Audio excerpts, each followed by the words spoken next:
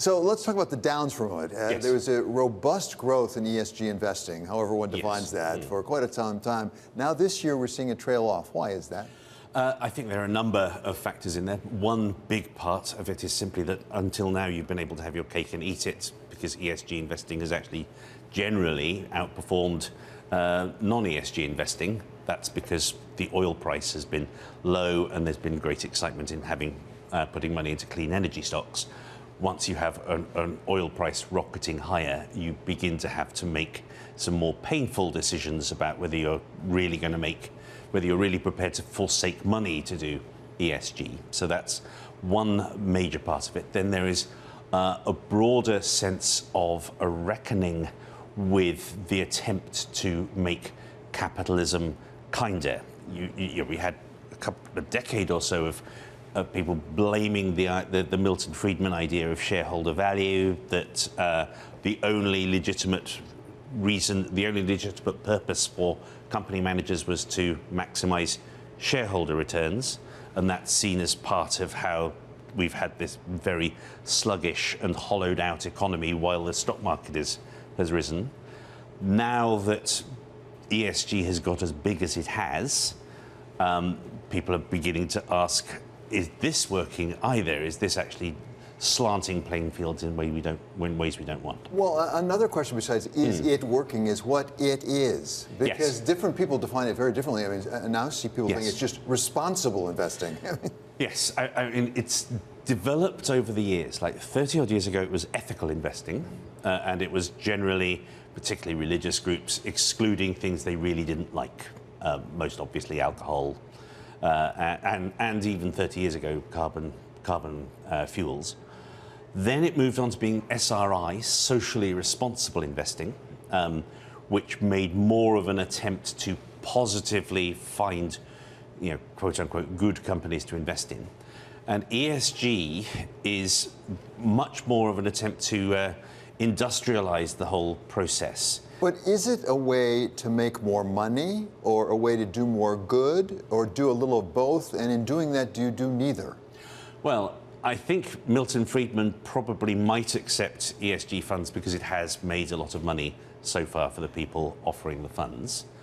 There is research, although it's interesting that it's always the same few pieces of research that get cited, that shows that investing in companies that show up well on ESG indexes does actually pay. And there would be good reason for that if you're socially responsible, if you have good governance, if you're ahead of the curve on the energy transition, you probably will do a bit better in the long run. So there are ways in which it has made money over time. I think the question becomes, if you ever have to choose between making money and doing something good. It's very hard to imagine that you could possibly, there will always be money, for example, in tobacco and in alcohol. And to some extent, if you exclude investing in those, you make it cheaper for everyone else. The one thing that seems to be working really well for ESG is as a marketing device, as a label, as it were. But at the same time, the more it's used for that, the more it can be cynical, and in fact, you can not be doing what you think you're doing.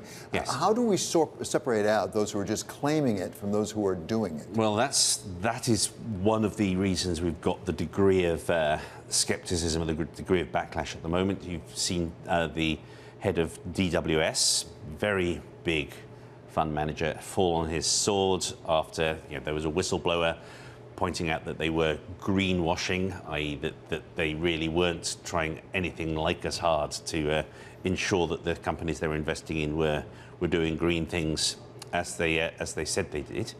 The SEC is looking into rules on naming conventions and so on. This happens for the rest of the industry. There may be certain much more difficult barriers you need to cross before you can say this is ESG or environmental or ethical. So that is a big concern. One of the things that I find truly ridiculous actually about the ESG concept is if you look at, there are different indexing groups producing different ESG ratings, and it's a very big, difficult exercise, and they charge money for it if you want to use it based on an index. But the correlation between the different ratings groups when it comes particularly to governance is almost literally zero. Like if one company gets a perfect score from MSCI, that tells you nothing about how good a score it will get from S&P and so on.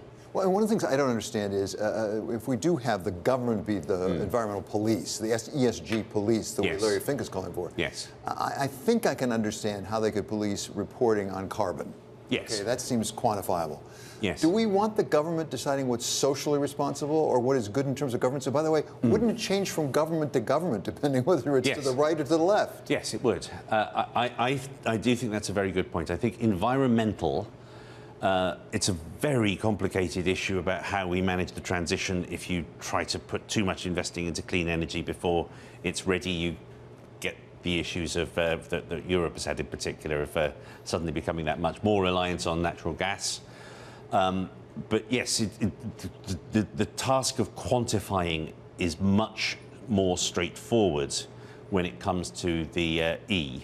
The S and the G may, I think, they are very much more in the eye of the beholder, and it's much harder to justify saying that any particular rating agency or any passive funds group can be in charge of them. One last one here. I've enjoyed covering business and economics in news because I've always said money doesn't know right from left. Yes. You just make money or don't make money. Yeah. Is this potentially a way for politics to creep its way into investment decisions? Because there's a certain woke element, to use that overused word, involved in ESG, which is not to say it's not very serious, but at the same time there is an element of that. There's a very big element of it, and what most worries me is that the basic technology now exists for targeting something you don't like and punishing it in some way via the markets. You have an index, and then you exclude certain things from it on certain criteria, and two can play at that game. One classic example, which has bipartisan support, but I think it could be the start of a dangerous principle, is there's a government thrift pension plan which is under bipartisan pressure. Marco Rubio leading it, Maggie Hassan, Democrat from New Hampshire, saying that they mustn't invest in China because it's a national security threat. And that can easily become habit forming. You see Japan pension funds started investing much more outside Japan to help weaken the yen when there was a desire for them to do that, and so on. This could become, now that we understand how to do ESG investing, it could become weaponized and could become quite a dangerous element in the unpicking of globalization.